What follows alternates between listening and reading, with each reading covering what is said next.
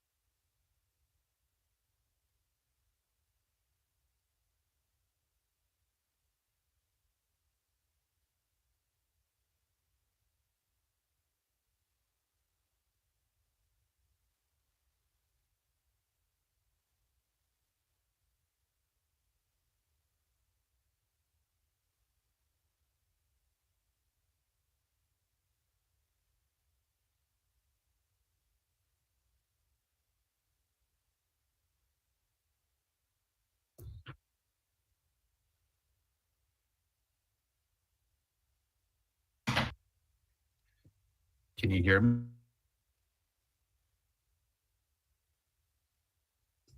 This is Joe Minicozy. I can hear you.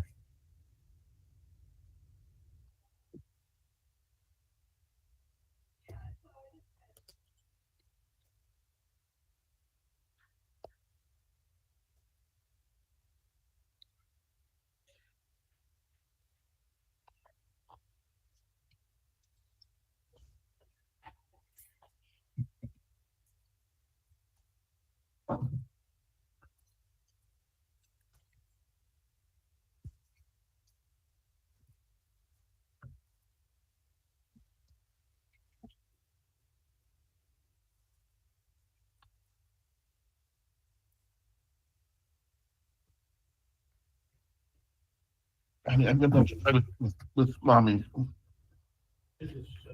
I'm ready.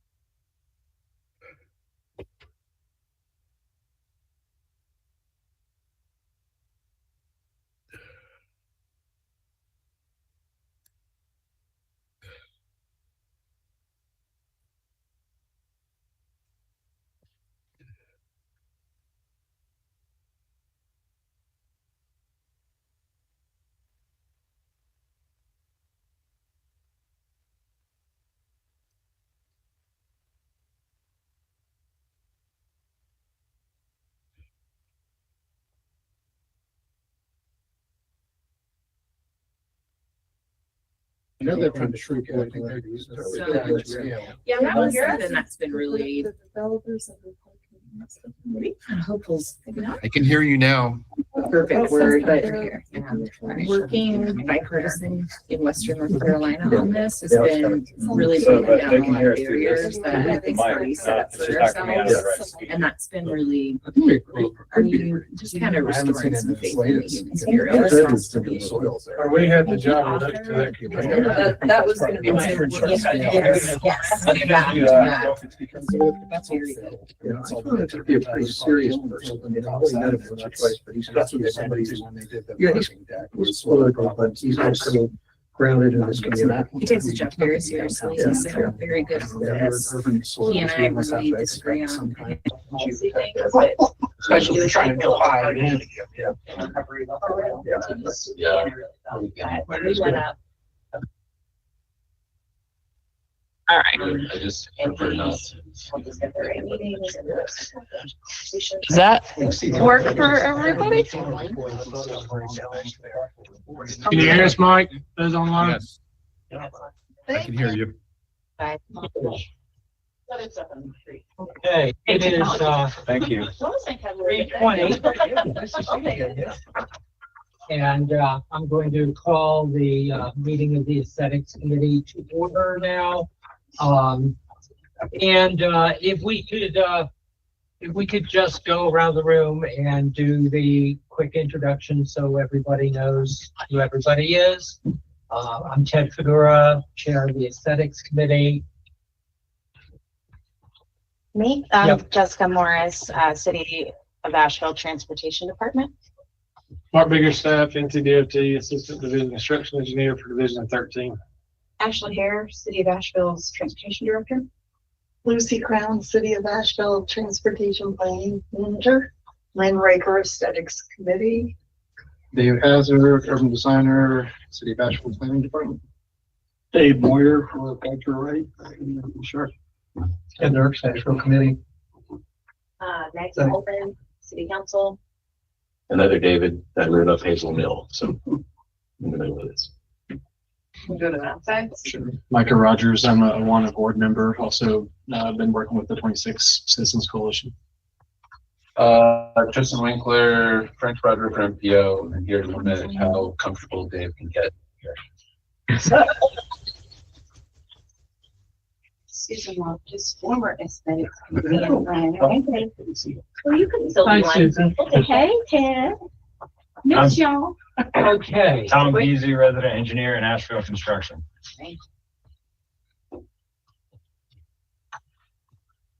And we see the participants on the screen there. I think anybody from the community logged in online. Okay, I see Mike Sikostu from the Aesthetics Committee. We have a quorum. I think everybody is familiar with the statement of the chair by now. Basically keep on agenda and be orderly. The consent agenda consists of the minutes of the May 29th meeting and the today's agenda. Any changes to those documents, Lynn? I have one change Mhm. under guardrail treatment options. Uh-huh. It was David who pointed out that a guardrail is more visually permeable. Okay, Just for the record. okay. And also on the minutes, there are some references to attachments. We haven't received those attachments from NCDOT yet, but when we do, they will be attached to the minutes. So with those changes, do I have a motion to approve the consent agenda? Move to approve. Okay, second? Second. Okay, and I'll call the roll. Lynn, Yes. Ken, Yes. Mike, Yes. and myself is a yes, so consent agenda is approved. I'm opening the public comment period and going to keep it open throughout the discussion so that members of the public can participate in the discussion. Is there anyone from the public that wishes to make a comment at this point? Question. We said the public comment period was open. There was a formal public comment in CDOT that ended on the 25th. That's a different process. This is totally different. Okay, that's what I wanted to say. Totally different. Right. This is just in reference to this meeting. Okay, thank you. And then do the comment from Jim. Yes. Joe. Yeah, I just, I have visuals to share with you all. Like Ted, I sent you a picture, but I wanted to share it with the whole committee. Is that possible for me to share screens and pass this on to you all? Yes. Okay. Yeah, you can, Joe, you can share your screen when you need to. There's a little box with an arrow on it. Can you all see it? Yes. Yeah, we see the agenda. Okay. Do you see aesthetics committee? Yes. Okay. Yep. So I passed along some stuff to Ted, also for you all and the whole committee. Your committee was created with the CCC report of 2000. And I made this document, but this is like a scorecard of all of the things that were listed in the CCC report. And you'll see here that a lot of aesthetics are tied to landscape. So this is, being sensitive to the prominence of the highway relative to Asheville's unique topography. So one of the goals of the CCC was understanding how to blend that into the community from an aesthetic standpoint, and also providing well-defined pedestrian and bicycle facilities throughout the project area, developing a unique and attractive bridge designs, creating recognizable community character, including gateway features, and also including local artists in the creation of design features. I'm putting all of this up front because I think there's still room and opportunity to find ways to bring in local artists to be part of the aesthetics design, and also using high quality materials, which is kind of vague. And there's some of the images that I've been passing along. This is a sound wall in Scottsdale that's kind of done with sort of like a big lizard on it. But they also do these kind of traditional patterns that are indigenous, basically related back to indigenous art in Southwest United States. Another community is Las Cruces, New Mexico. This is an abutment of the highway that's up in the air there. There's some creative ideas on how to use aesthetics and while building infrastructure. But this is what I sent to Ted. I took this I was driving down this, ironically, I-240 in Memphis last week, and on the right, you see that sound wall. And it just kind of dawned on me that up here is a sound wall too. So they basically put a sound wall on an arterial structure to keep the sound impact from going over the bridge over here or over the other sound wall into that neighborhood. And I think that's something that we need to consider for this project for the flyovers. And just this morning, I just Googled sound wall on bridge and I just pulled these 3 samples. On the upper left, there's actually a really cool video of the Woodrow Wilson Bridge of somebody walking up behind this sound wall, and you could hear the sound just totally disappear with that kind of the glass sound wall that they have. This is another metal panel, and this is a concrete panel. So there's multiple options that you can do on top of a bridge structure to encapsulate sound.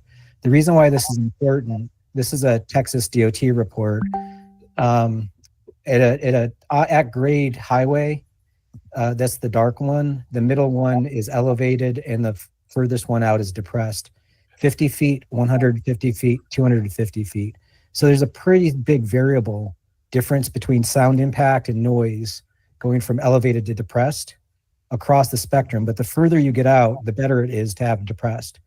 And so I know that you all have both depressed and elevated throughout the project area, but this is a very helpful diagram to see the noise impact and what it does to real estate. And that's actually in the diagrams. This is the 2019 study. And you can see down here near Burton Street, see these little red dots? That means that these houses, these properties are going to be impacted from sound on I-240 going westward into their neighborhood. If you look over here at Earth Fair, you can see that it's a black dot. That means that it's not going to be impacted by the sound of the highway over here. But this is for the 2019 design. these are sort of like where the blast zone is of the sound. You can see how the whole hotel or most of the hotel has impact. The reason why this is important is because we're looking for future growth in our community, and we need to understand that we don't want to impact real estate with noise that currently doesn't have impact. This is on the east side, and then over here in the southwest side, you see a couple little areas, and then over here in Burton Street. So we have to find some way to mitigate this and protect those properties and eliminate sound. So some of that could be by how and where you add your sound walls. They could be on the arterial, over here, up over here, but also they could be at grade and on level, a traditional sound wall, if you will. For at grade, one of the things that DOT study recommends is having a 15-degree slope in whenever you have a trench, because that will reflect the sound upward. So that's one of the findings from the Texas DOT report. But back to the reclaiming in real estate, the whole I-26 project with the Asheville Design Center was to get the land back on the east and west sides of the river. I was part of the group that did this design and worked on it. I also ran all the economic analysis for all the projects. This is on the east and west side, and this is the tax effect of getting that land back. The economic consequences of all of that development, but this is the tax effect to us. Now, granted, these are 2007 numbers. This is probably close to 3 to 5 times that amount now. So it's going to be critical that we pay attention to how we affect the real estate. Also, I know that this is further in the agenda and I can't stick around for it. One of the things that could be an optimal solution here, since it's all public right-of-way, we could talk to FHWA about getting it back, and also NCDOT, as a public purpose. We can essentially think of it as a land bank or community wealth fund. We can treat this real estate as a revolving fund that's of public benefit. So affordable housing, business incubation, artist housing, things that need to be discounted in real estate. So that's one of the bigger things, to not to just shove it back into the tax base, but to think about how you could grow it. Now, obviously, there's been a big change in the last 6 months where we now have a flyover here. That's going to change the noise impact going further out from that. So I think that we need to be disciplined about how we talk about this, and also let's be real about the noise impact of what that's going to do to the adjacent real estate. And we need to have a plan for that. So you're probably going to see a widening of the impact up into Earth Fair on the right and up into Sam's Club on the left because of the elevation. I don't know until we see the data. Now, the reason why that's important, this is the typical sprawl on Patton Avenue. That's the tax effect. This is what the goal of the I-20 of the Asheville Design Center and the CCC report was, a more urbanized product. And it's a significant tax difference on the right versus the left. From a real estate development perspective, I as a real estate developer am not going to build the thing on the right if it's staring into a highway and making noise into those apartments. It's going to be too expensive for me to sound dead in that building. So we do have to understand that trade-off on, if we don't soundproof that arterial, we're not going to get the thing on the right, which is going to have an economic impact to us. Also, finally, just to close with this, we've been down this road before, pardon the pun. In 2008, DOT shot the highway over the top of Patton Avenue on the right, and we spent about 18 months working with DOT, and they confirmed that they would keep it under Patton Avenue.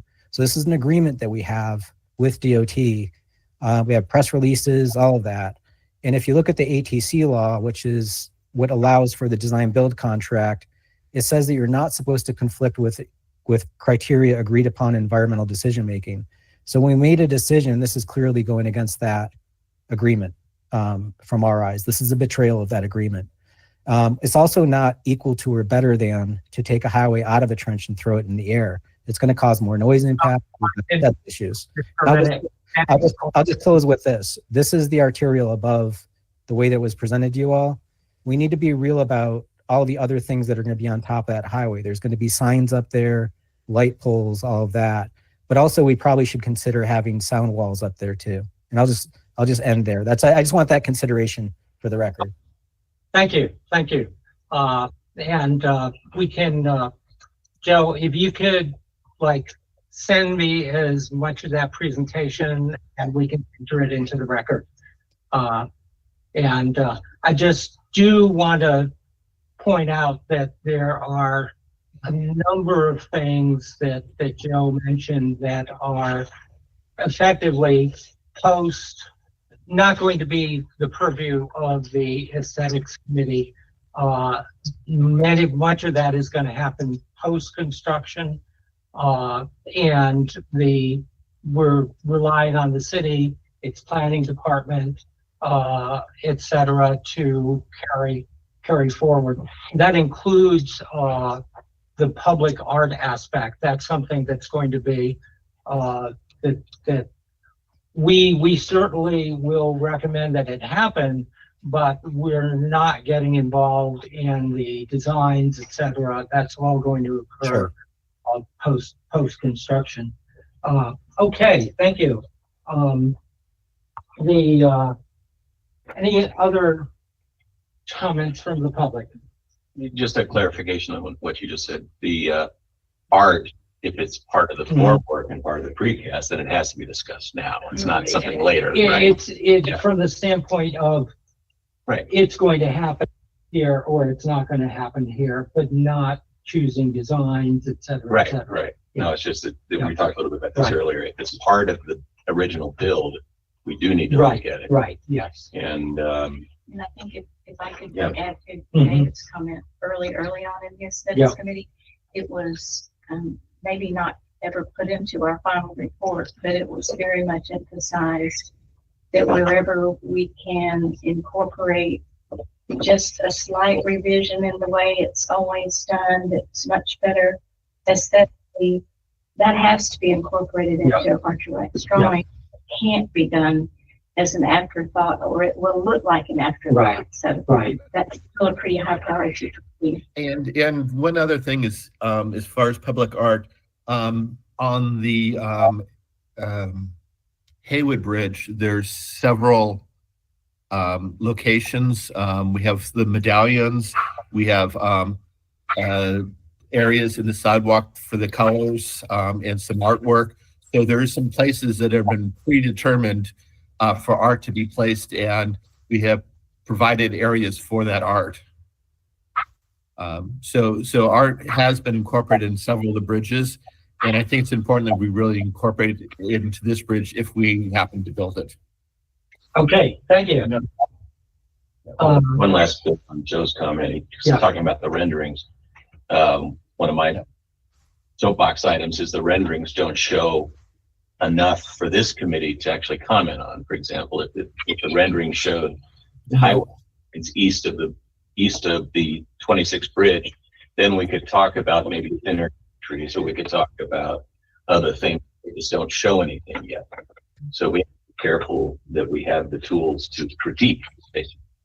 And the light poles on the bridge would be, on the I-26 bridge, would be something that would show in a more refined rendering.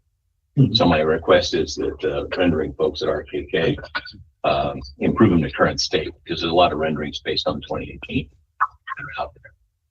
So it's just a little more refinement so we can do our work, that this committee can do its work better. And you can help. We did put, I think, in our final report, I'm not sure now, that we do not want any signage put on any of the passes, so that whatever the aesthetic improvement has to be, it's not just correct all the visual. Right, exactly. So maybe we need to reiterate that too. Okay. And then one other thing I have, just because I'm sorry, I'm just now reading the minutes from the last meeting.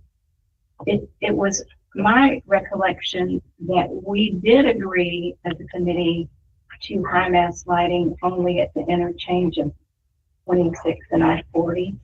Well, within section C. Yeah, NCDOT has withdrawn the high mast lighting at this intersection.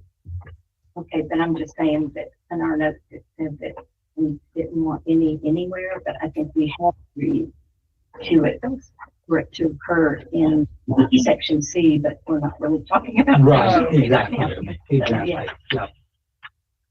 Okay. Okay.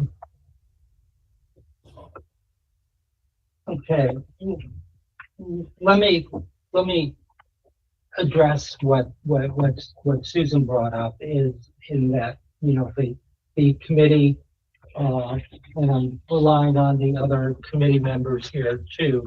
I think we do want to reinforce that, we do not want to see signage, you know, on the bridges. The signage should be as unobtrusive as possible, consistent with, you know, the safety requirements of the interstate. So, I think we have consensus on that. I'm seeing heads shaking.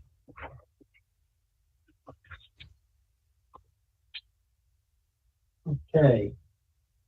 So, any updates from staff that we need to hear about before going on to unfinished business? Okay, going on to our unfinished business, at our last meeting, we talked about formliner options for the for this bridge, the bridge at West Patton Avenue, and that my understanding at least was that NCDOT would support at no additional cost any off-the-shelf formliner that, you know, that had standard pricing, as well as their what they've already adopted as standard. So the committee was charged with looking at some formliner options. We also need to decide, we recommend which elements of the bridge should receive the formliner and which elements of the bridge should be plain concrete. And when I say plain concrete, I'm you know, the appropriate color concrete. I'm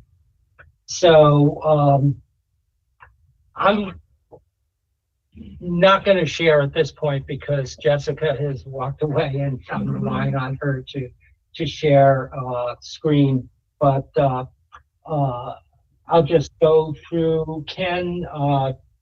Well, I think one of the things we need to think about is there's basically kind of a fork in the road here. We either do a formliner, or we say, well, we really would prefer some kind of community-based art on this thing. Yeah, and I don't think it's either or, because there are elements of the bridge where could be reserved for public art, and elements of the bridge where we might want to see formliner. But yeah, that's well, right now we're talking about basically the vertical wall, the retaining wall for the formliner, correct? No. All right. No. No. Safety. We're no the I think the elements are the columns. The columns. Okay. And I think we can make a distinction here between outward facing columns and columns interior to the bridge. Okay.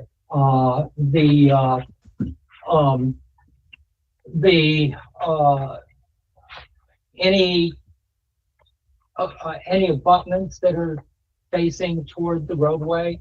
Yeah, that's what I was thinking. And but is distinguished from, I'm sorry, any abutments that are facing toward the roadway as traffic is approaching the bridge. Mm-hmm. Is distinguished from the abutment that's located under the bridge.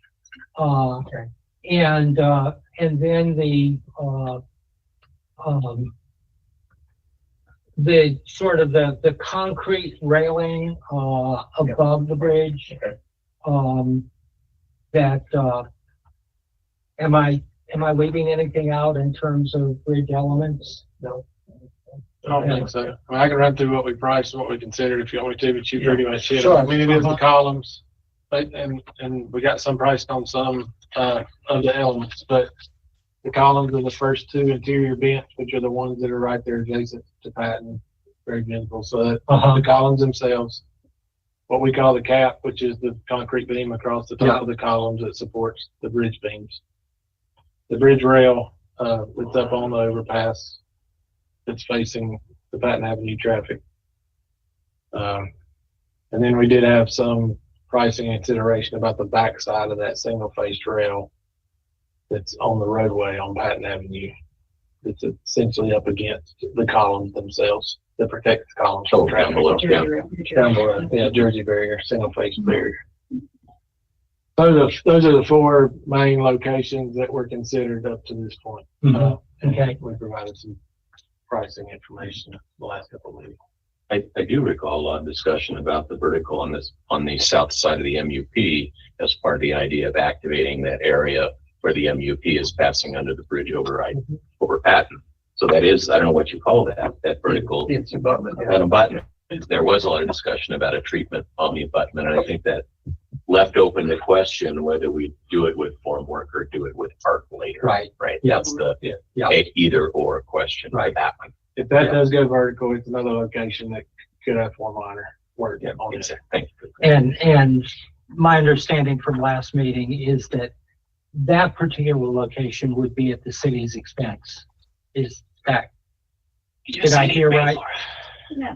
The vertical or the form liner or both? Form liner. The form liner. My interpretation is no. I mean, I feel like we're adopting the pattern that they had on 4700 and I would consider if we're covering the basic standard form liner on those other elements, we would there too. Okay. Okay.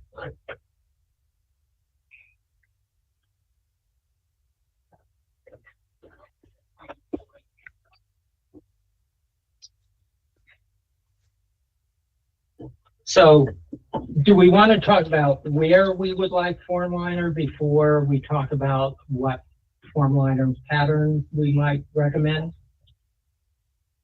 Well, we've got a lot of different elements that we've discussed, and it's really hard for me to assimilate it all into one overall concept. I think Mike had said at some point, don't we need to decide on the whole theme of this area? And I think that was a good point. We talked about this lighting treatment. We talked about murals. We talked about activating the space underneath the bridge. How is all this going to work together and not look like a bunch of different disparate elements? I really feel like, if we're going to do this, it's hard to make a snap decision on one design element without getting a bigger picture, bigger vision. Yeah. But I realize there is a time factor here. I think. I'm not sure. Maybe there isn't a huge time factor because they're not going to be doing the form liner right now. Okay. Maybe we do have time to develop a bigger plan. I'm working off the same schedule y'all are given, which is third week of June is the target. Yes, I don't disagree, and we can coordinate with the design build team. There probably are some elements that the decision is less urgent. Yeah. Possibly. The design is moving forward quickly, so that's the biggest piece is that some of these you think being aesthetic elements may not change design aspects, but they may very well. So we don't want to get too far along on design without knowing what the target is. Okay, with that said, I tend to shy away from the more literal interpretations of things like what Joe showed us, because although I thought those were very striking, that takes time to develop. I think that takes, it's not an off-the-shelf thing that we could select. So I would go more with a geometric, non-figurative type, and possibly just on that safety railing across the top if we're going to do all these other things underneath. It's hard to make that decision right off. Yeah. What I would propose, what I would recommend, my sort of druthers on this is that the elements of the bridge that are visible on the approach to the bridges, that we use form liner on those. The elements of the bridge that are visible to the pedestrian and bicyclists and motorists, once you're under the bridge, that we reserve those for public art and or other creative endeavors and not use form liner there. And that sort of makes that, you know, I don't think that those things are that subject to visual confusion. You know, from a sort of a consistency standpoint, because there's already a sort of a clear, there's already sort of a break in you know, in the experience. Right. But, yeah. Yeah, I think if we're gonna have, particularly if we're thinking about color lights and some of the examples I think that we've looked at, it makes more sense to have that wall facing the traffic as some kind of a mural, but then the city is gonna have to, or somebody's gonna have to make a commitment to actually make that happen. When But- you say the wall facing the What traffic, I'm talking is as you're going through inside the bridge. inside the bridge, Yeah, underneath the right, bridge, right, yeah, yes. right, yeah. And there, you know, there are different themes. I mean, this is a music community, it's a, art community, it's an outdoors community. We could figure, you know, we could just basically open it up to a competition and see what kind of ideas come out of the community for some kind of a really creative mural underneath the bridge with lighting to go with it at night, and then do the stamped concrete and some of the other places that you're talking about, facing the traffic. There was a, If I could, and Michael Rogers, I'm a landscape architect, and I've been really involved in the process all the way through. I think that I've heard a lot from the East-West Asheville Neighborhood Association and from the Citizens Coalition that they would really prefer it to not be stamped as much as possible, and really to have as much of a blank canvas. Now, going forward, if we're under this gun of 3 weeks, anywhere we commit stamped concrete, that's a dead use from an aesthetic standpoint of art, from lighting, from activation. And of course, you're not going to activate the side that's facing pattern as you come through. But even then, that still is an opportunity for art and lighting that if you do form work, you are limiting yourself greatly. So it's not just my opinion, it is my opinion, but I've heard it from numerous people. They would much prefer it to be flat concrete everywhere around the interchange. And if you go back and add stuff later, you can always add paneling, you know, multi material. It doesn't have to be concrete. There's opportunity for glass, for stone, for everything. But at the point that you have stamped concrete, you dramatically, you've dramatically limited your possibilities for use and for aesthetics. I think one place that you wouldn't probably be able to go back is that horizontal safety rail.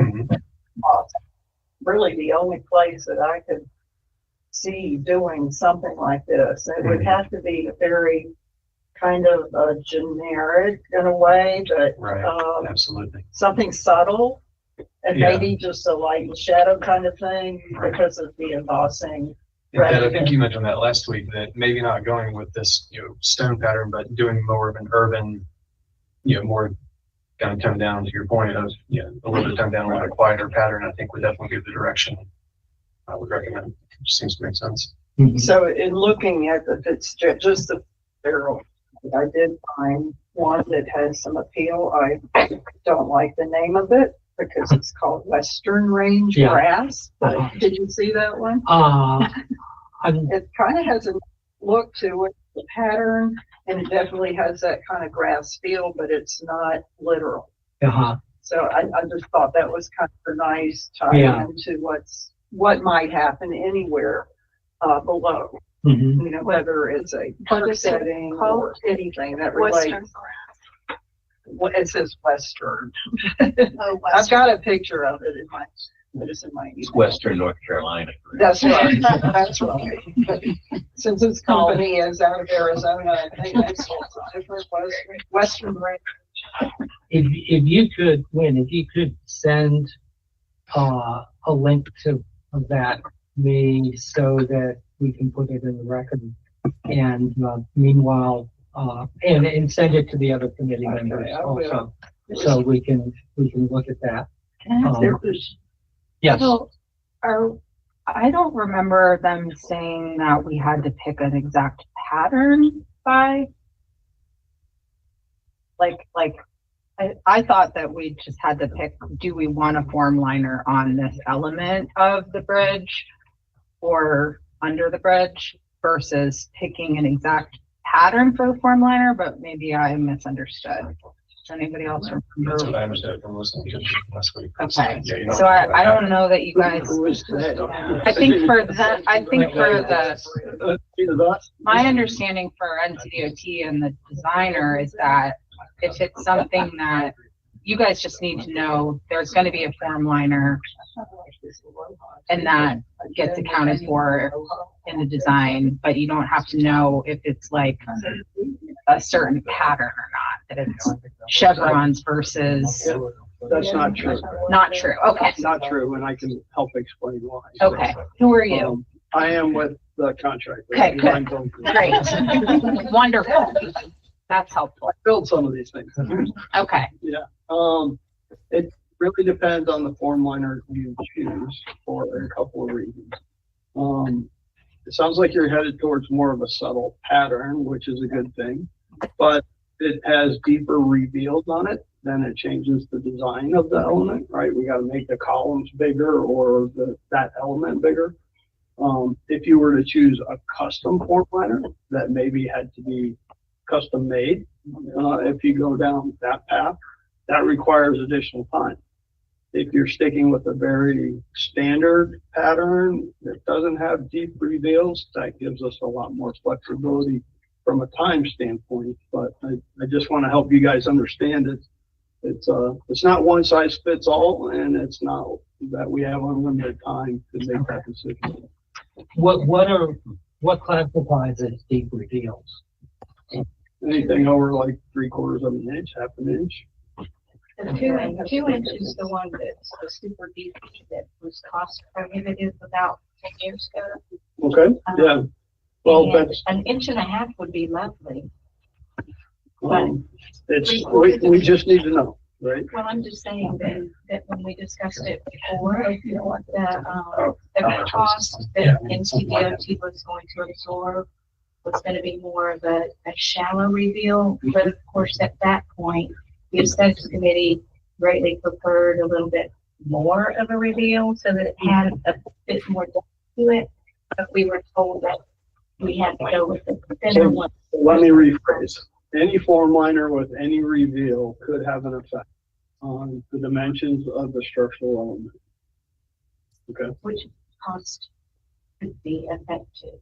It does affect, could have cost, yeah. Well, the form liner itself has cost, so dimensions add cost. There's a lot of factors there, but. So I would just suggest to whoever is making these decisions that we go as thick as we can in order for it to have any impact whatsoever. And that also we consider having, I know you said something in your notes about that you wanted an open railing because it was more visual, or that open railing had more visible. So that was the guardrail underneath. There was just there wasn't a pro or con. It was just a comment that guardrail has permeability as whether Jersey barrier has no visual permeability. Okay, so what I feel, just based on the little bit of sound mitigation work that I've done, that if we can do a pair of this page, if it does exist, if we do end up going over it, it can be a parapet design so that it could be a decorative rail on the top of that, but the parapet itself would be the sound mitigation. And it would also give a lot more potential design impact if we does have a higher parapet than a typical parapet. The bridge currently does have a concrete parapet or bridge railing, not guardrail. The guardrail that's mentioned is a portion of guardrail that are down on Patton. Yeah, I heard that. But Coming I'm on. talking about the typical guard that I recall, like 30, 42, like that. 42 I'm inches. talking about going up higher and increasing the height of that parapet so that it can also function in a sound mitigation function. And that it can give more of an opportunity for increasing the aesthetic appeal of the structure. Yeah, that's an issue that we need to address separately.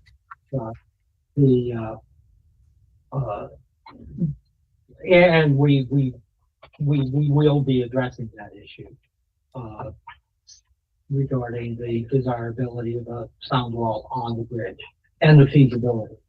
Well, then the parapet itself can just be Right, raised, and that right. was the design we did for Atkinson originally, it was a raised parapet. Yeah, And then the other thing that I'm wondering if this has been discussed is the fact that this bridge design is elevating half a quarter of a mile south. It's elevating it at 5%, then coming across and then receding all of that section, and not just the part immediately over Patton would need to be addressed aesthetically, not just the part that's legal.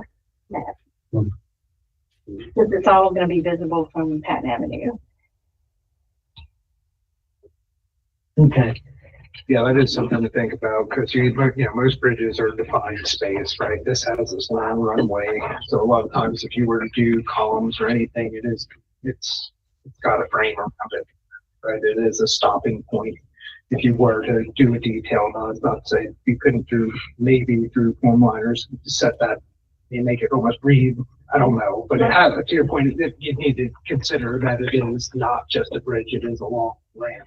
Well, and then the box abutment idea that we did on Haywood would help significantly to have a box abutment and not just a single.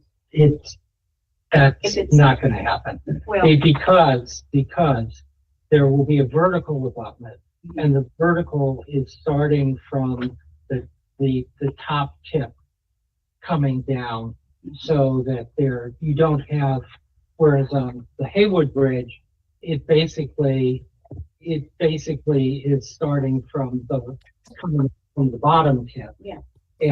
But this is a different design, so you don't have that well, opportunity. we've got the elevation rising. I'm just saying it would be good to have something that would be a returned abutment. Yeah, okay. I think that's incorrect. You still have a vertical abutment. It's not soil. This goes up to a wall.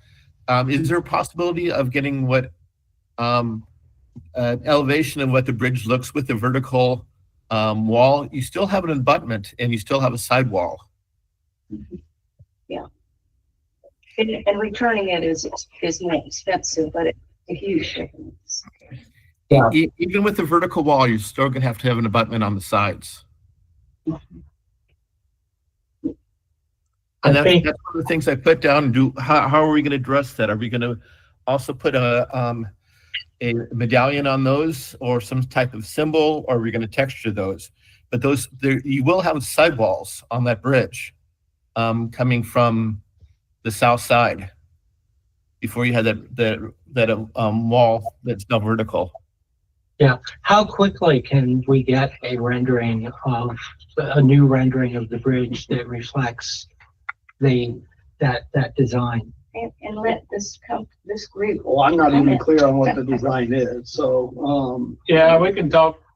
May not either one be able to answer a time frame in here. I don't know what type of effort it takes for them to change a rendering or develop a rendering with the theoretical MSC wall. engineers have to design something, then the renderers go to work, so. Could we ask for an elevation view, just a side elevation coming from the west? Certainly, but Yeah. we need to have some parameters of what that looks like. I've heard maybe 3 different options in here, and I don't think any option has been decided, so. Well, it would be that we would use it as a base and then do sketches over it and give it back to you. Of what we currently have designed, Yeah, so we would which is the sketch slope over. of what we have, the slope. Yeah, Because I think they're more interested in. we're talking about seeing a design that has the vertical abutment rather than the sloped abutment, Okay. so that we can see how that affects what actually, like how much room we do have on that vertical abutment to do anything, how that affects the aesthetics of the bridge. But There's yeah, a couple different people that I need to coordinate with to give you a Okay. definitive answer. And my other thought is if we're talking weeks on that, it may be possible, and I'll work with David and his team to discuss what, if we change the MSE wall, what elements are there, because I think that's what they're discussing, is the MSE wall turn back, is the wing wall turn Turn forward, back, or turn do we back. slope it? Do you They slope go it straight down? And I think across, and that's then really what maybe a they're box wanting to out, see. a 2-layer box out. Yeah. It's like Haywood, so that's what I'm saying. I heard a number of options there. It's really more of a tower because you're coming from a lower slope up to I Athens. understand what it is. Yeah. And I guess for that purpose, it would be beneficial probably to know if the committee has currently a preference. Because I think with MSC wall, you probably have both options available unless there's something in the way that I'm not thinking of as far as, sometimes you have the MSC wall vertical abutment under the bridge and sometimes it turns back at a 90-degree angle and works its way into the slope, and that's just how the slope and it works Sometimes it's a together. 45-degree angle. Sometimes it stays straight and goes, it's On the other bridges, we've all requested it goes straight back, so it's a 90-degree angle and follows the road. And that way, when you look at the bridge, there'll be a wall there that we could put a medallion or something on it. It also gives a more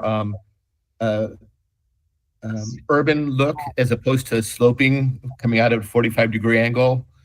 So in the other bridges, we've always asked for a 90-degree angle of the wing and then sloping up. And then hopefully we could put a medallion there, provide, another large area that we could put an art piece there as you're coming into the river area. So I think that's what we did on the other bridges. We've always asked where possible for it to be a straight back abutment. We'll talk about it after this in time frame. And my thoughts are, I think what Dave was thinking, true to scale, complete design, full rendering, maybe time prohibitive.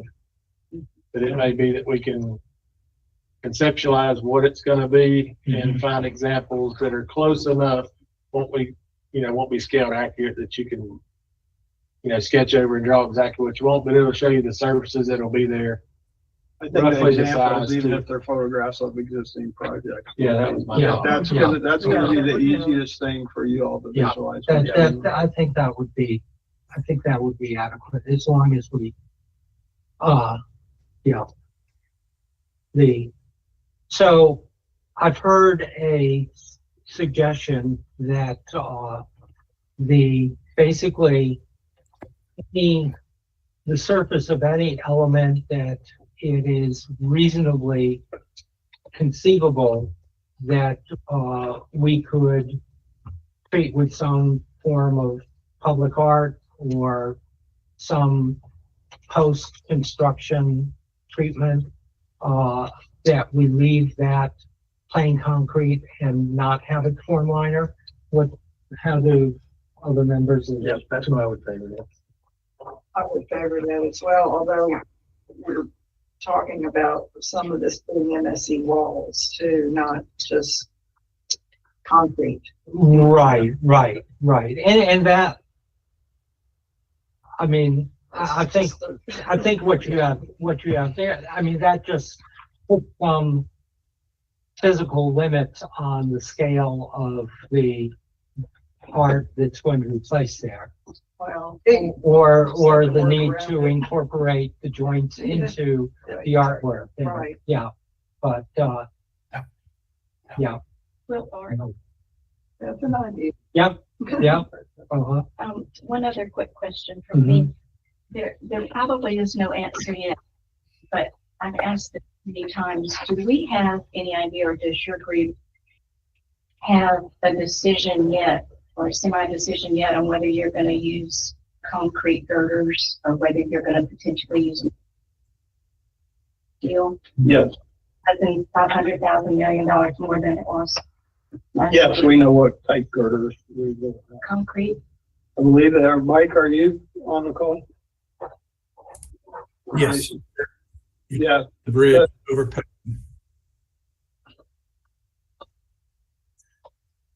you're breaking up. I believe they're concrete. On that bridge, that's what they're answering specifically. On that bridge, they're concrete girders. And other places they still make metal.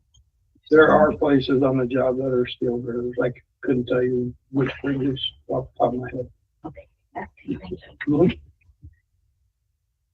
And just real quick, Dave answered it very well as far as the urgency of the form liners from a structural and design standpoint. I think there's also the financial piece of it, I guess, with some urgency too. I know we're working out kind of a cost sharing process here, hopefully.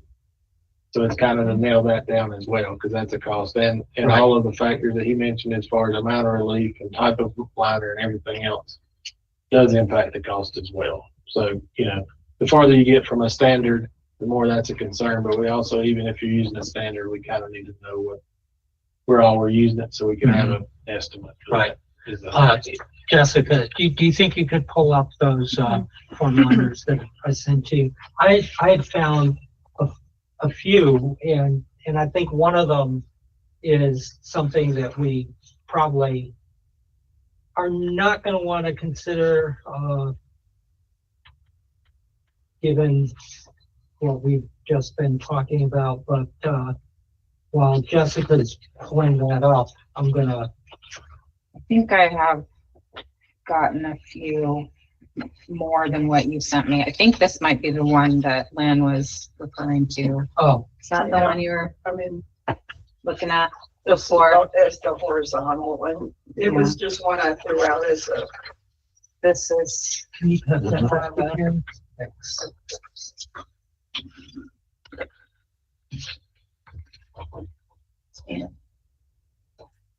thought I might have missed one. Yeah, the one of them was that one on the Yeah. left as a geometric pattern. Now, I don't know what the depth of that is, if it's flat or it just is actually textured. And then the other one was more of an Art Deco pattern. Yeah, hold on, I think I accidentally deleted it. I can show it, and I don't know if Mike can see that. Hold on, I'm working on it. May I ask if we selected a form? Yeah, liner, that's it. does it have to be the whole span? Can it be framed in by non-form liner concrete? So it's more like a panel We can do anything. for the price. But, I don't know what element you're referring to, so you'll have to. okay, Right, yeah, it was- I think the just hypothetical. probably the bridge railing and I don't know, the caps possibly. I mean, could we put public art on the caps, or is that beyond I reach? was just thinking the horizontal part Yeah, of the right. safety railing, but Yeah. not, but somehow have it more as panels Uh-huh. rather than the whole thing. So it would have a finished look to it, or What you're asking for is possible. It changes the means and methods of how we build that wall. And it significantly changes the cost, which would have to be a discussion I'd have to have. with Mark. Those railings are typically done with what we call a slip form.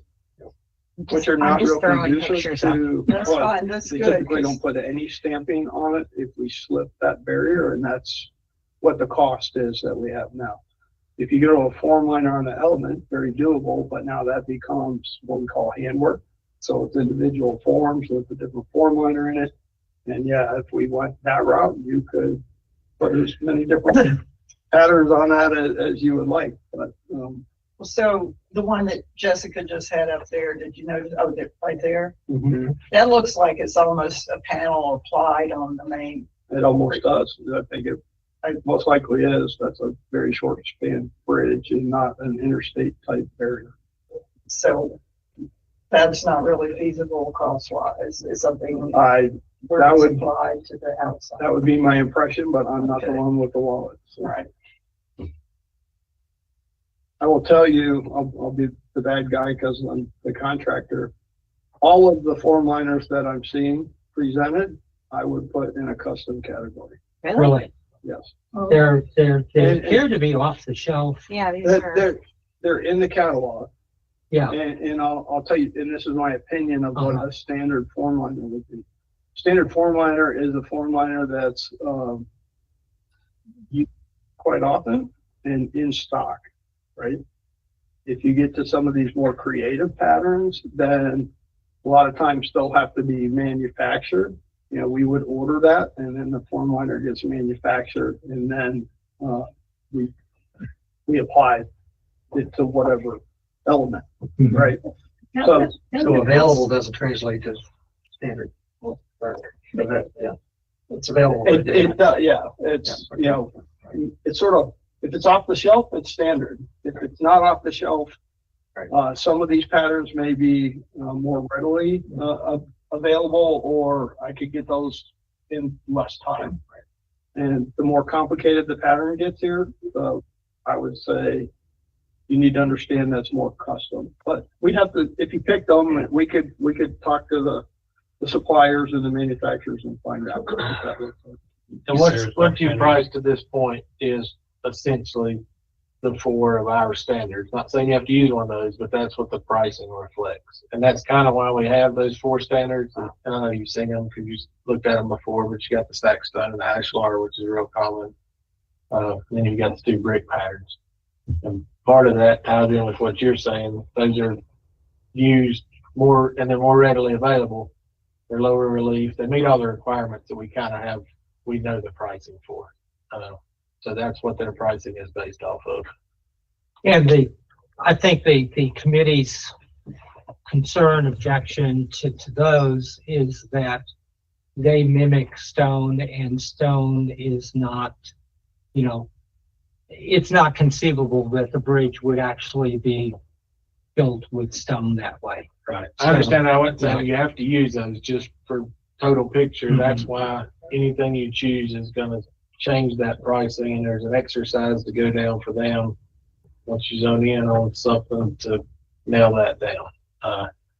And I guess up to this point, the pricing they've done is for those standards. That's what Nathan and the department has committed. We'll cover that like we have on others. It's that delta between that cost and what it turns out to be potentially with whatever's picked. Not trying to steer you toward the stone. I currently understand that. Just from a pricing perspective, that's what it's based on. And these reveals, the patterns would increase the structural size of the elements that we're potentially talking about. So, David, I you think said- they're really cool. Yeah, I'd love to see them out there. You said something that I may have misunderstood. If the job has slip cast for the parapet wall Yes, sir. for 1,900 feet Yes, sir. on both sides, Yes, sir. you can't use form liners if it's slip cast. If you're gonna use form liners, you gotta do cast in place. I can, yeah. The technical answer is there is a method to do that, right? They apply, I can get into the details, but there is a method to do that. That method is not conducive to anything I'm seeing here on the table. If you pick one of those standard patterns, the 4, right, they can create a roller that goes right behind the slip form, and that can get stamped into the concrete. Okay. That's That's a real small reveal. That's a small reveal. It's not really changing the dimensions too much. You know, might add a half inch of concrete or whatnot. So that is possible. I will tell you, it's not done very often at all, right? It's a rare occurrence. You gotta modify the machine, you gotta make a standard, custom stamps to do that. So, as I said earlier, we like to think we can build just about anything. It just, what does it take to get there? Yeah, I've done a lot of slip casts. I've never heard of doing that It's- thing with the roller. It's just, I've seen it done twice, and I've Okay. been doing this for a number Yeah. of years, as you can tell by the color of my. yeah, I mean, changing to cast in place, use any of these four liners with any sort of reveal at all, would be a rather significant change. Well, it sounds like with the form liners that are being shown, you would have to do cast in place. I mean, that sounds like the decision that's a that's big made, change. is at least what's being shown here, it would make that change from a slip cast to a cast in place. It's on the long bridge, would you? I'm sorry, there's a couple I'm of sorry. conversations going on at one time. I was just asking, on the long bridge, I'm assuming you just hand formed the portions that had cast in place, or had form liners and slip form the remainder on something that large? Correct. Yeah. The only, I've seen it done on, you gotta have enough area. We obviously have our length, right, of those parapets. We have that here. But I don't think it's gonna be a pattern that I think the committee is likely to select based on what I'm seeing, right? That's just my impression and opinion. So what you're just saying is we could cast in place the 80 feet over Patton and do slip casts on the remaining 1,100 feet. Is that what you just said? That was my question. Yes, we could hand form any portion of the slip form wall. They would slip and then we'd have them stop and they Okay. would come back in and we could hand for. So we could do something You interesting could do over that. Patton. And I would tell you, that is the cost component here is when you go to, from a slip form to Mhm. a hand form, we're talking double, triple the Yes, I'd cost. say double. Okay, But if you saved all the. I tell you triple it. Yeah. That's right, yeah. But I would hope that if you save money going to flat concrete on most of the vertical surfaces around the abutment and wall, that you could offset a little bit of cost for 80 feet of cast in place, wouldn't you think? No, because they're all flat now. Okay. Yeah, right. So, No, that was my question. I didn't know if I thought there was an allowance in the budget for form liner, but you're saying DOT would just cover that cost if it was added. what's not already been included, my understanding is potentially coming out of our contingency. Gotcha. To your question, yes, in my mind, that could be factored in. You know, he's looking at it a little bit from a different perspective than Of us. course, He's being honest about where the costs are coming from and why they're there. I was asking for just clarification on what was included on it. So, because that would be my thought is that, yeah, if there's contingency for just the 80 feet over Patton to make that really a remarkable bridge that's seen from so many angles. And yeah, if you just roll the typical partitions on the sides go there, it seems like that could be a manageable compromise. Yeah, I mean, I agree with this comment. I think as far as big picture, this cost sharing perspective, if some of the costs that we would otherwise incur, I think. Can you we scroll can have back that down? conversation. Yeah, there's pictures here with different techniques of abutment with walls, right? I've seen a handful of turnback walls. There's two right there being shown right now, Yes. right? Yeah. And I think that was one of the requests, if I remember correctly. Right? Which is a little bit taller than that, but.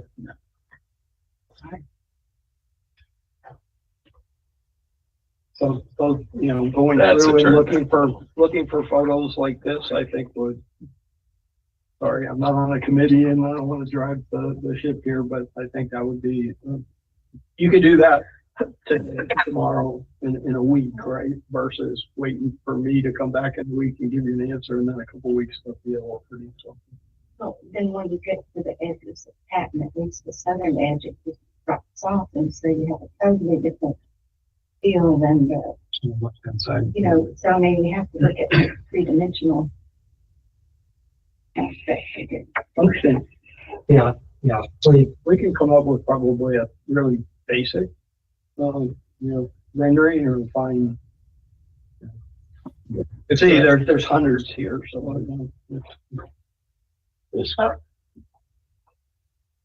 See, just the one on the left there This one? with the grass, we couldn't do that, right? It would the pattern would just go off to the edge. Yeah, is what I think I heard you And say. last we went to, I heard a suggestion of a higher parapet wall. Right, That gets a little complicated because Mhm. we have to meet highway standards on the bridge itself because it's an interstate, right? And then if we're talking about a higher parapet wall, I'm not saying we can't do one, but that we need to know yesterday because we're doing the structural design of these bridges now, right?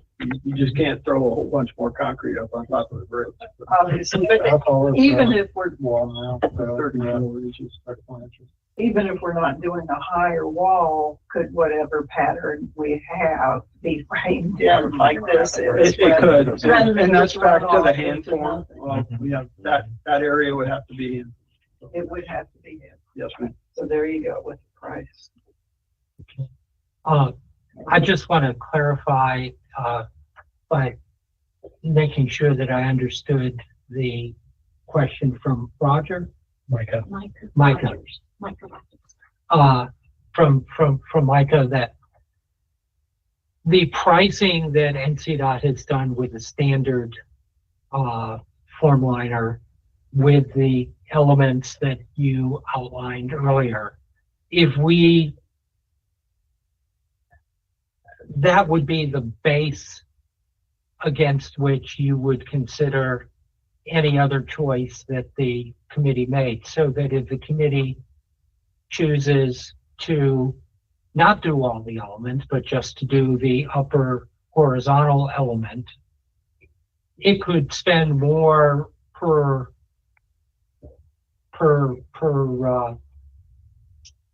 section than the standard, because you're not spending that money on the other elements. Is that a correct? I understand the Understanding. logic and firm answer. I've talked to Nathan because he's more knowledgeable of policy that I guess has been adopted in the area with the other projects and where exactly that line draws. I completely understand the logic, and I certainly talked to him and asked. But I think just don't want to answer that we're deviating from. If you want to put it there, we pay for it. If you don't put it there, do you have that money for putting something fancier somewhere else? I don't know. Okay, Probably okay, not. but that's an important question. Yeah. I'll find out. Okay. And respond. And second question, once you get off the bridge, that southern approach and the northern approach, where you have some elevation of the, going up to the bridge, but it's not the bridge itself. Are there parapets on those sections, or is that sort of standard interstate treatment of? Parapets as far as a barrier on the side of the road? Yes. It probably is guardrail. I'd have to look at it would typically transition from the bridge rail to guardrail. That would only be on the southern approach. The northern section continues as bridge. It's pretty. Yeah, it's ramp. Right. It goes from the south side of Patton, you have the abutment, and then you have Phil. If you go south, where you started the abutment, and if you go north, that's a continuous bridge. It goes for a long ways. Okay. So if you were to pick a form liner and the central over Patton area, correct? You would likely, from a design perspective, you'd want to do some kind of column or something to end that space if you were to transition into a slip. You would have to do some kind of detailing to define that space, to bookend that space, because it's a one-sided bridge visually, if you want to look at it that way, right? The other side's a long, long ramp, and if you're just going to deal with the Patton, you got to have to deal with that transition from over Patton to the ramp, for lack of a better term. That's for the artists and architects. Yeah, how many architects do we have in the room? Landscape architect. That's what If we could just see through the elevation of that, I would be happy to mock that up. Yeah, we need some I'd be thoughts. happy to do that. Yeah, if I could just have a 2D scale elevation. Well, even the rendering that you guys have shown in the past, with the exception of the angled abutment as opposed to a vertical abutment, I think that gives you a pretty good idea as to That's what is accurate. proposed. That's accurate out there. That's the only thing that I think from what has been discussed here, I don't know if it's been agreed upon, but it's that vertical abutment as opposed to a slope abutment. All the rest is the same, my understanding, which we do have a rendering on, which we could sketch on. Yep. Absolutely. And my guess is if you have that already in the 3D rendering, you could even potentially have your people do an elevation or what, you know what I mean? Just change your camera point of view, basically. You already have it modeled. It's not creating a new model at that point in time, just taking a new snapshot. Right.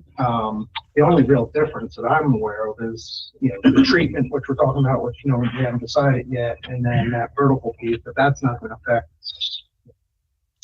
affect being able to play with it. And are we certain that we are doing, the block, construction that I can't think of the name? MSC? No, just the gunite and then the abutments are gonna be made, Abutments are MSC wall, which are the panels. but they have to be that. They can't change, is my question. We couldn't have it like Right. precast panels over gunite or something. Oh, I think you'd want that reversed, but yeah, I have to understand your concept a little bit. Well, I guess what I'm saying is the aesthetic of the MFC has been problematic for us to be able to make it aesthetically Right. interesting. I would reference you back to photos. The only option that you would have, and I'd need to coordinate with Mark, but the only option you really have with MSC wall is you can change the pattern more to a stack pattern more than a running bond pattern, or you know, you have those options with MSC wall. And what we were talking, what David was kind of thinking, like to use box abutments on the side, which could have some interesting details. It would need to be precast details versus. You're asking if you can details. apply elements to the MSC wall? Is that the question? Well, I mean, I think I've seen that done before, but. Is that, I know, is that it can be done. Yeah, but I've right. also seen it done where the precast panels are bigger than the NSC panels, and they function the same way as the NSC panels, but they're bigger pieces and they have more of an interesting detail. Right. So that's expensive, Mhm. but I wonder if we could at least figure out if that might be a possible way to approach this, given that the MSC is such a problem. For me, at least, I don't know about anybody else. That's an aesthetic committee question. I don't And I'm think not that's an for the aesthetic contract. committee member anymore, but I'm just saying we did push really hard to try to minimize the joints, try to minimize the seams so that it would have some better effect, but it's still gonna look like blocks. And if we could transition from the NSC on the inside, even to panels that are larger on the outside, or if we could have larger panels for this whole bridge, and it could be done in a way that's cost effective, that would make a huge difference in the experience of going under this bridge. Yeah, I think the operative there is, can it be cost effective? Yeah.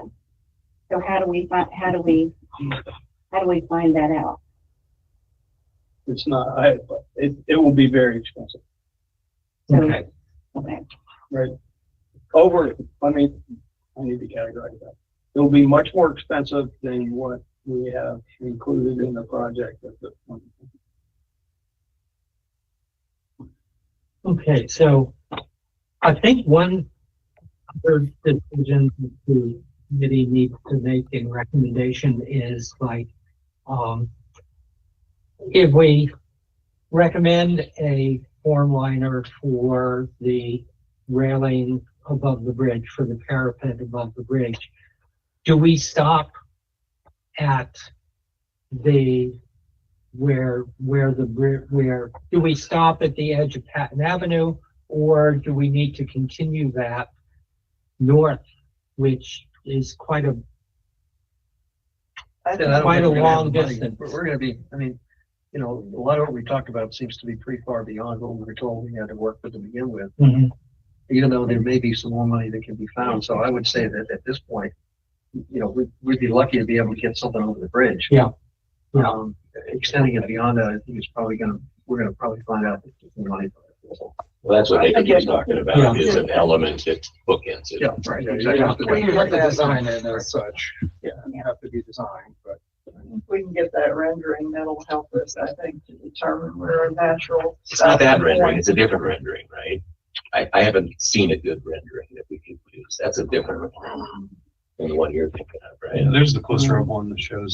It's the same, But it's the it's the same. same view, right, in perspective, but yeah, you could get, as David said, yeah, you can get a little bit closer and be able to draw on it or give us some guidance on how you may want the rendering to be modified. I think that's a great idea. That's what. I mean, that's the model, and I think the only thing that's different between the model and what's really been discussed is just that vertical Right.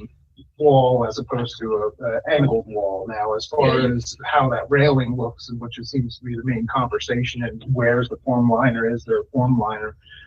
I think you can draw on something like that and get there.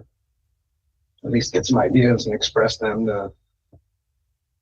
Well, this is really old because it's got the MUP, next to patent. It doesn't show the abutment. I mean, this doesn't seem suitable to do design work on. There's another one. To do a full design to figure out what's No, on just a there, sketch on just, top. but I'm just talking about the rail, really, is Oh, all I'm talking about, is the upper rail, not that whole under piece and everything. I mean, again, this is all your committee, I'm just trying to find a way Yeah, to be able to represent.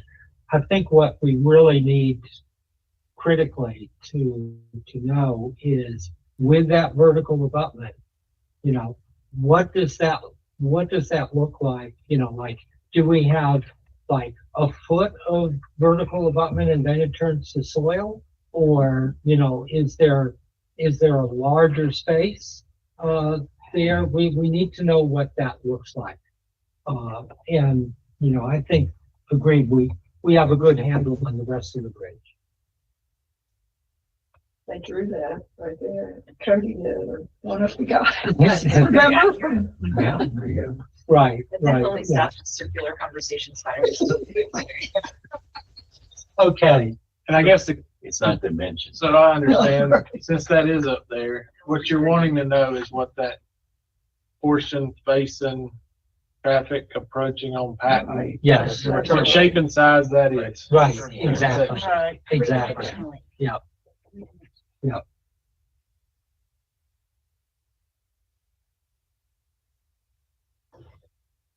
Two-dimensional, yeah, it's three. It would.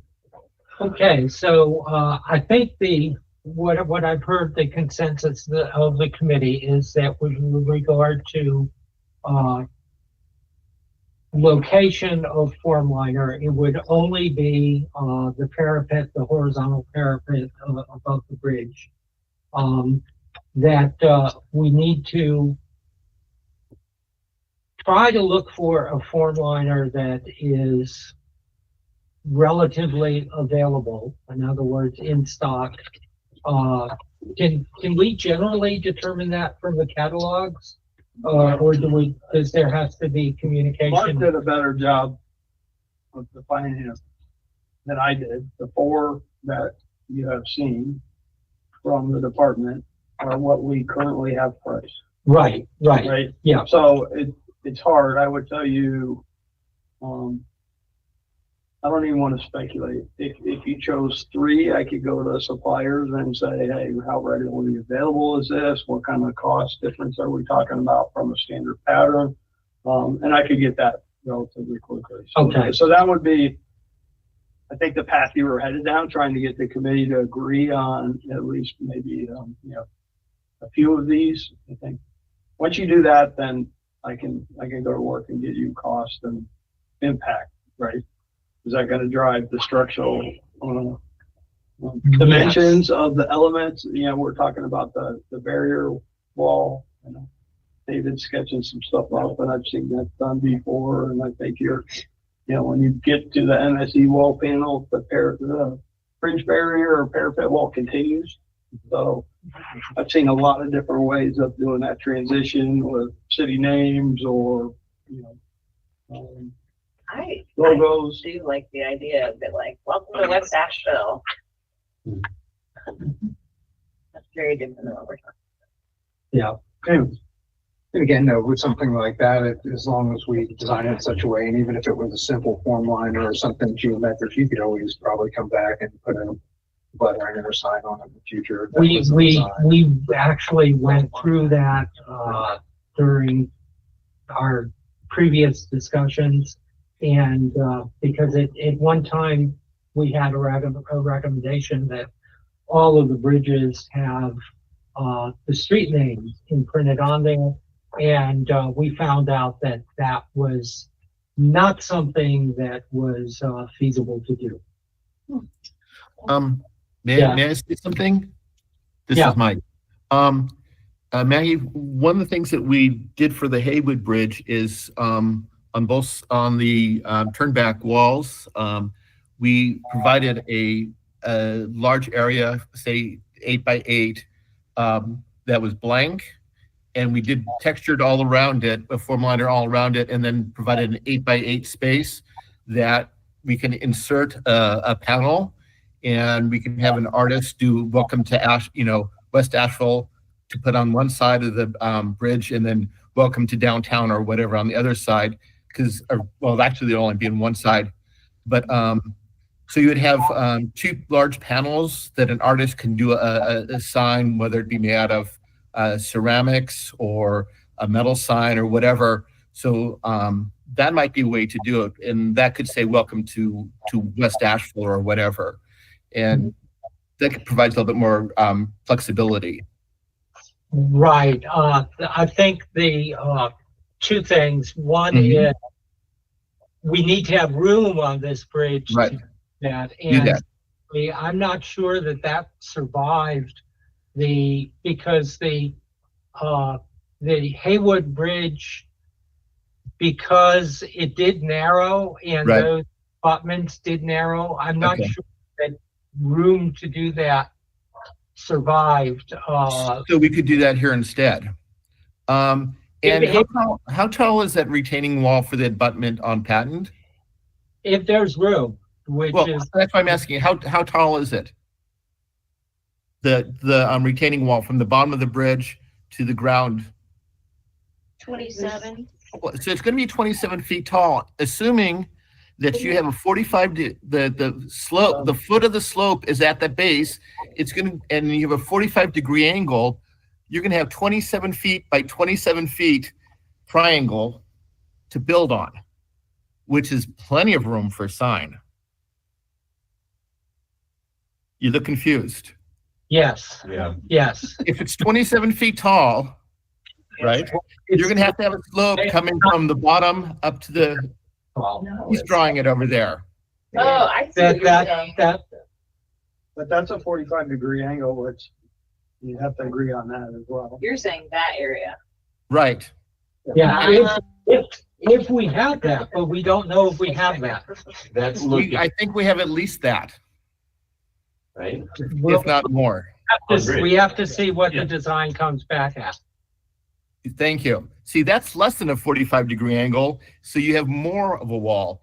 And a 45-degree angle is about the maximum you can go at. And I do not know what the geotech says the maximum slope on it is, but I'm sure it's less than 45-degree angle. That's why we're needing the rest of that abutment, that vertical abutment, to see whether we have that or whether we don't have. What I'm saying is that measurement I gave you is the minimum measurement we will have. You're also about 30 feet off of a driver's line of sight, right? You're way over there. Right. It's not going to be much of a sun. It's not going to do that. So we do have that is a huge space, and I don't think people are realizing what a big space, how big that wall is going to be. Okay.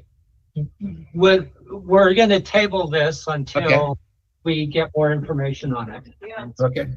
I think it's a good point when we've been talking about where to have form liner, where to have art. I hadn't thought of this canvas as one of the bullets for us to think through, so I think it's good to add it in, and then once we get the drawings, we can discuss it more. That's what you're saying. Yeah. If we if the space exists. Yeah. Then obviously it's a place to do something. Yeah. The question is, does that space really exist? And that's what we have to find out from the contractor. And how does the south side and the north side work to get converted to be?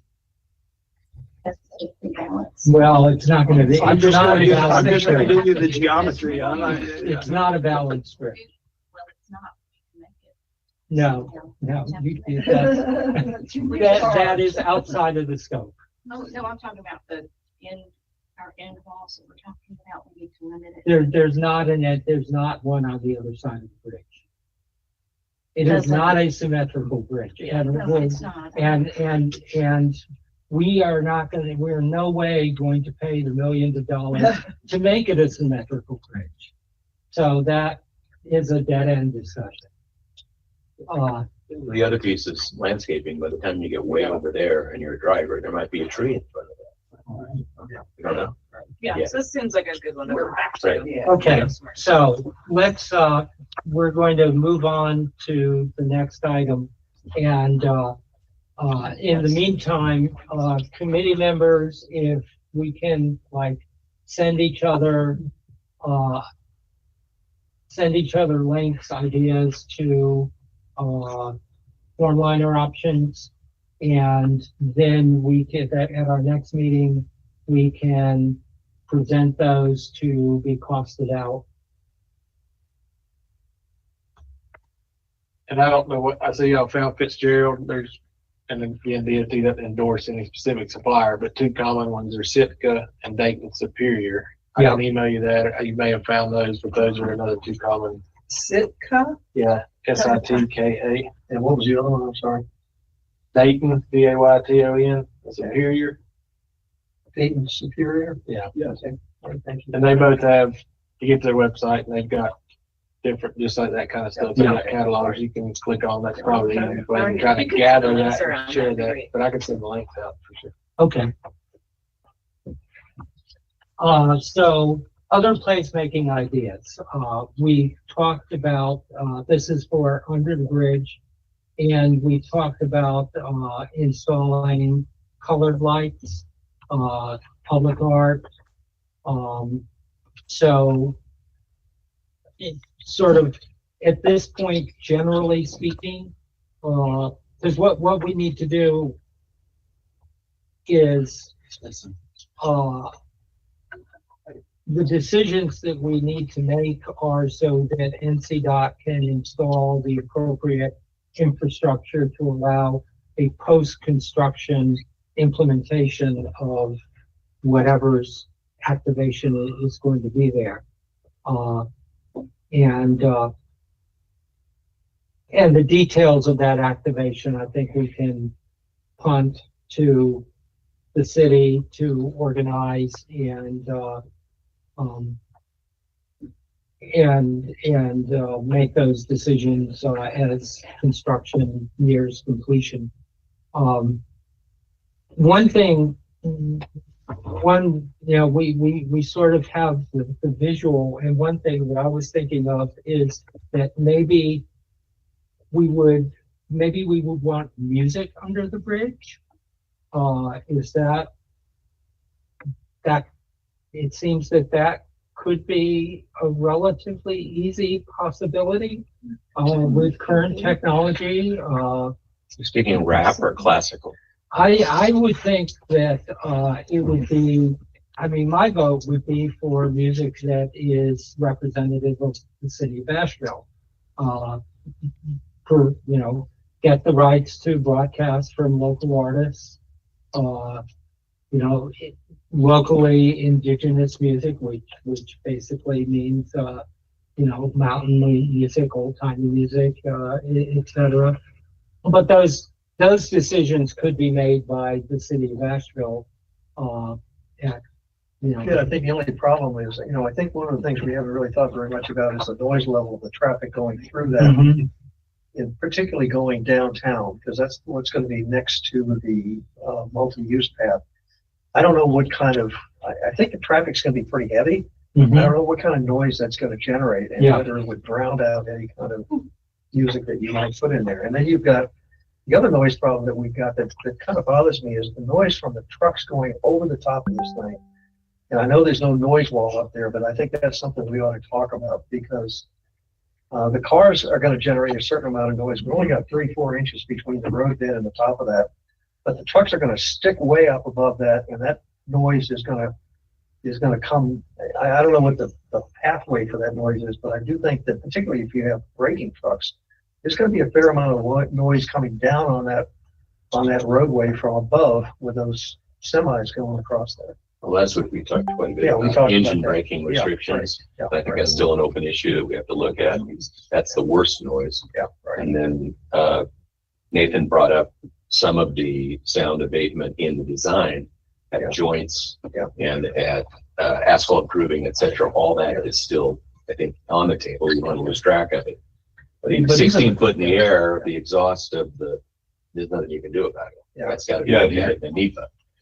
To your point, when you stand on the greenway and Carrier Park going to Hominy Creek and what is it, 240? What interstate is going? 40, I think it's 40. 40. I mean, that's high and it's loud. Yeah, right. And if you stand on the bridge that ties into 191, that's really loud. It's hard to like talk to someone. Yeah, right. And even if you put the noise over the bridge aside, all the noise generated by the traffic on the roadway is going to hit that ceiling and come back down again. So I think it's going to tend to really increase the noise level within the box that's underneath that bridge. And I don't know if there's a whole lot we can do about that. Well, is there acoustical dampening that can be installed in the There may bridge? be. I don't know. And what I'm thinking about is, if you're thinking about the experience of people using that multi-use path, they're as they go particularly downtown, there's going to be a fair amount of noise that they're going to experience as they go underneath that bridge. Not pleasant. The only other thing I was thinking about, Ted, and I mentioned this last time, is whether there's any logic at all to having some sort of a small wayside off the bike ped path. It's kind of and again, this is what triggered my thought about the noise, because if it's that noisy, then you don't want nobody wants to stop there right now anyway. But some kind of a pull-off, so to speak, where people on bikes could stop, particularly because I don't think there's going to be any activities under there because of the noise level. But just some kind of a pull-off for bikers or walkers or whatever underneath the bridge, that's all. But you bring up one good point that I thought about, especially if you do elect to change to the vertical abutment, that creates a much greater floor space that is under there that will have to be something other than grass, not going to grow. So that's all. Nobody's talked about that, but we run into that. Sometimes we make field changes, and not in this case, but just examples of what we've done. Sometimes we put riprap in that area because we don't need it to be concrete or asphalt, but nothing's going to grow either. So within the shadow line of that bridge. So there is a decision, probably secondary decision to going vertical. What do you do with that space now that's between the multi-use path and the base of that wall? So there got to be some change there. I think. And what of that would be a municipal agreement for the city to build out our program, or what of it would you all do? And I think that's the question I have. Like, what if we put in skate park poles? Would you do that, or would that be us? Like things like that. Like, I think the activating the space, managing the space, I think is clearly a municipal responsibility. And so I just keep trying to think of like, they're all city infrastructure. Now's the time to talk about it. And so like, if we need conduit run, that's a conversation. So Ted, your idea of if we need extra sound or extra lighting, now's the time for that.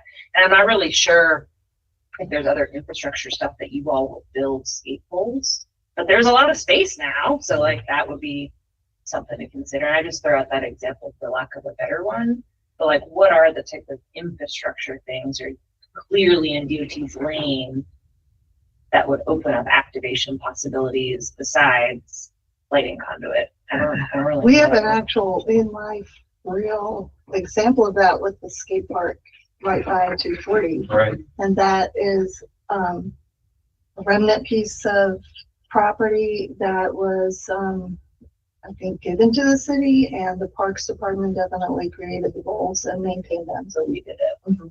how big of a space are we talking? I know that under the ramp it's huge, but on the side that we're talking about now with the vertical abutment, you got Patton Avenue here, you're gonna So have. this space. Yeah. Right. Yeah. There was a lot of Actually- speculation, and I think Nathan and the team was gonna come back for whenever that's on the agenda to look at until we got information, but it's like Because that's at gonna be least really 20 extra important. feet. Because that, obviously skate parks and all that have dimensional requirements. And so knowing that the spatial area we have may limit or open up opportunities depending either Or way. it could be like, surface level rails, and Right, right. this is things I've Googled where it's like, 6-inch tall skating rail, that's not a big pole, you could put 5 of those in this room and it'd be a value add. But that again would go to probably the municipal responsibility, not DOT. Right. Yeah, I'd say the These- activation would be Pretty much municipal. any, yeah. The skate park that you're talking about, what's the relationship of that to an active roadway? Is it like right next to? Yeah. It's right next to the, yeah, it's on Cherry Street. Right between Cherry and I-240 and Monfort off of. So there's a controlled access, piece of strip of land between the two, and they're also topographically separated. Okay, so there's no, because what I would be concerned about is like skaters skating off onto Patton Avenue and getting struck by vehicles, and that's something that can be controlled. Well, and there would be the Jersey barrier next to the vehicle lanes. And then the columns of the bridge. Yeah. Crossing over an entire MEP. And then there's an MEP. And then jumping a Jersey barrier to go over, so it would Yeah. take a considerable amount of runway to do that. Yeah, challenge, which could. Yeah, I was gonna say, there's That might be a goal for somebody. So if, and this would be, as everyone said, a city responsibility, but if NCDOT put riprap down on the area between the MUP and the wall, and the city wanted to install a skate park at post construction, they would be redoing any concrete that NCDOT would have put down anyway. So it would just be a matter of removing the riprap and installing whatever skate park features. Is that correct? Yeah, the skate park would be one of the few uses that would be compatible in my mind with the noise level that they're gonna be experiencing on that bridge. Because skaters don't care if they're generating their own noise, but there's a lot of other activities that would be nice, but I just don't know what the experience would be like with 10,000 cars going by you 20 or 30 feet away. Yeah, and that's, I mean, that's a bunch of different stuff, and I think about like the activation of that space. Yeah. And to linger there. Yeah. It, even for the skater, it's going to be an unpleasant experience. I mean, Yeah. So my mind went to like, well, how do you make it an interesting space to keep moving through? Yeah, it may be. That's the design approach. You don't want, I think we're gonna like just hemorrhage dollars trying to get people to like have a picnic or skateboard, right? We want to like make it like, oh wow, this is visually cool, and now I'm glad that's behind me. Look at Asheville, or like vice versa. You want the MUP not to be a scary, frightening experience over No, right. 168 linear feet. Yeah. Well, we know pump trucks. I think next time it is. Yeah. I think this goes back to the point you were talking about earlier, Lynn, of like, what is the vision? And I think what you were just saying offers a vision of a place that's pleasant to move through. And that would really, I mean, we've spent a lot of time talking about making this vertical and the advantages of it and the potential for activating, but a pleasant place to move through, I think, conflicts with this idea because suddenly you create a substantial amount of new flat space that other people might occupy if it's not a place that we're trying to activate, i.e. it could be a real encampment place if the vision isn't to have the everyday person stay and visit. But if it's such an unpleasant experience so that people don't want to linger there. I would guess that it would be an equally unpleasant experience for, no. No way. I've spent too much time with APD out in the field and encampment sites. We have folks who have so few choices to be safe or to be dry, that the luxury of sound isn't really part of their choices right now. That's not been my experience, but I'm out and having people report encampments and stuff of that nature. So it would really, if we're not going to act it, I think you're getting to the vision point, and it's really gets like, what is the vision? And if the vision is to move through in a neat way, then it does make me want to rethink if this is a vertical or straight. Could I be devil's advocate there, though? Please. If we do a vertical structure, it just gives us the opportunity to program it and activate it in some way, shape, or form. And if we go angled, we pretty much kill any chance of anything. And it almost promises that people will climb up to the top and sleep on it. Yep. So if it's vertical, at the worst, if the city gets the land back and is able to program it in the future, maybe there's a possibility of building it back out, even structurally, for anything that would limit the use of that.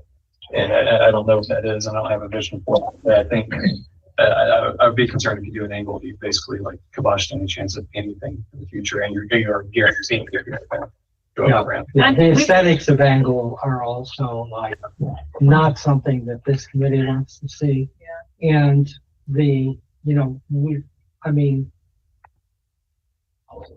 one idea for if the space is not activated, is to fill it with a material that is, that would inhibit anybody from deciding to encamp there. And it also may be just, a place where ADP does more enforcement. Yeah, because the art can take place here as well as right in there with the sculpture is like engaging that in the 3D medium. You can set this area up so that there's a dense enough congregation of sculptures and things like that are going to keep people from camping out in there. Yeah, it's art. Yeah. There's a new park coming in Orlando that's doing that, where they're just doing a 3D sculpture park on their underpass. Yeah, it should be nice. Yeah. I think we're cycling through. I'll say as we look at this, if you have a chance between now and our next meeting, go under 240 at Lexington. And on the west side, there is a DOT fence that is routinely taken down, that we routinely have mutual aid groups providing food to folks. And it, in the same exact case, it would be our responsibility to program that, to which the city has never done a thing. And so there's also a risk of like the future thing the city gets to, which bless our hearts might never come. I'm not trying to be, I'm just trying to get all the ideas out. So before we're into decision making, we just have a lot of different angles. I think we're all being very thoughtful and cycling through opinions and making different thoughts. And so I just appreciate everyone's openness.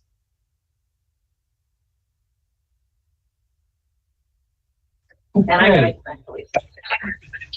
It is, sorry, it is now 5 o'clock, All right, and very good. I think we have covered the placemaking ideas, at least as much as we can for now. So I am going, and our next meeting is going to be June the 12th. And any other pressing needs before we adjourn? If not, we are adjourned at 5:02. All right. Very productive. Thank you. Thank y'all.